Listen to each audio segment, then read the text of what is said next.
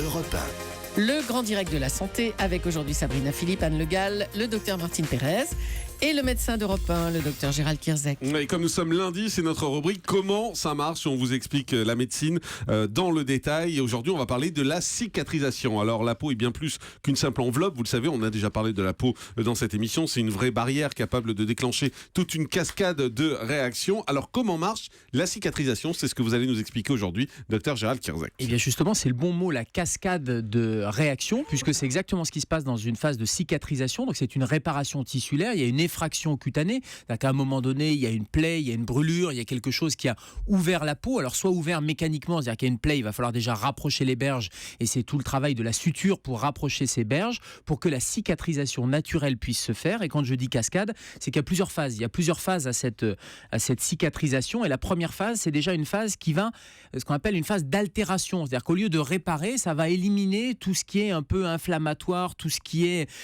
bactéries, qui vont participer aussi les bactéries à la réparation, mais il y a une phase qui va altérer les tissus, nettoyer, c'est ce qu'on appelle cette première phase qui est souvent inflammatoire. C'est pour ça que c'est rouge quand on a une plaie, parce que ça fait partie intégrante de cette première étape de cicatrisation. Donc on altère, on nettoie.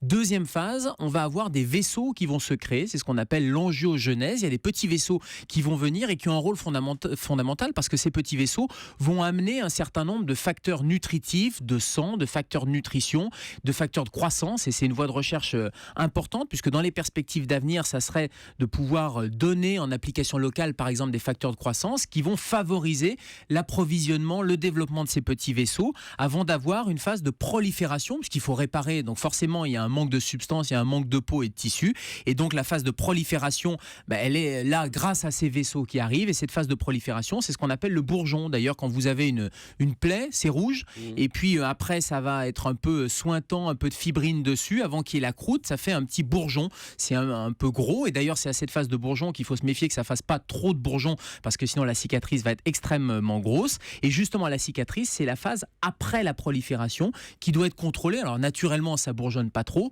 mais parfois il faut appuyer dessus. On sait qu'il y a des techniques pour mettre des pansements, de la pressothérapie, pour essayer de maintenir et éviter que la cicatrice ne soit trop grosse et ne soit disgracieuse, parce que l'objectif c'est que la réparation se fasse ad integrum et qu'il n'y ait pas besoin d'avoir une cicatrice.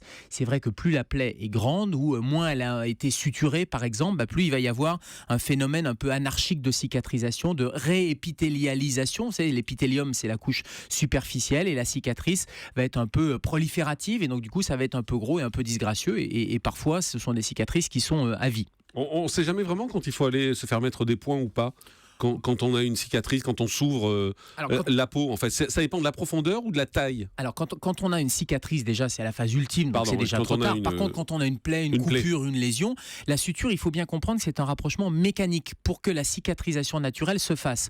Donc, globalement, si vous arrivez à rapprocher vous-même une petite plaie qui est bien nette, vous arrivez à la rapprocher avec un petit pansement où il existe un peu des stéristrips, vous savez, qui vont rapprocher les berges, et que ça tient, ça va permettre de rapprocher les berges et que la cicatrisation se fasse naturellement. Par contre, si vous avez la même plaie qui est au niveau du coude par exemple, donc à chaque fois que vous allez plier le coude, clac, ça va lâcher parce que le pansement ne tient pas, là ça peut être utile de mettre des points de suture.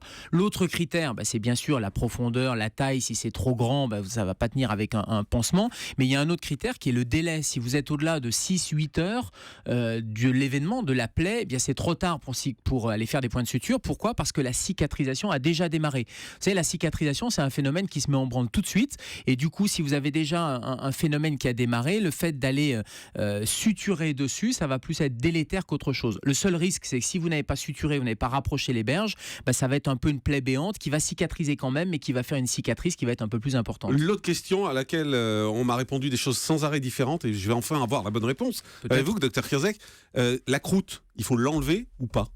Non, mais la croûte, ça fait partie du phénomène de cicatrisation. Donc, il faut que ça cicatrise dessous, parce que la croûte protège. Et il y a l'épithélium qui va dessous préparer la peau, et elle tombera naturellement. Mais il y a des gens croûte qui vous disent au bout d'un moment, il faut l'enlever parce que ça permet à la cicatrice. Non, la question, c'est avant la croûte, c'est quand il y a un peu de fibrine, c'est un peu sointant. La question, c'est est-ce qu'il faut mettre des pansements absorbants dessus? Et oui, il y a une phase dans laquelle il faut mettre des pansements qui vont absorber cette phase un peu fibrineuse et qui vont préparer la peau dessous.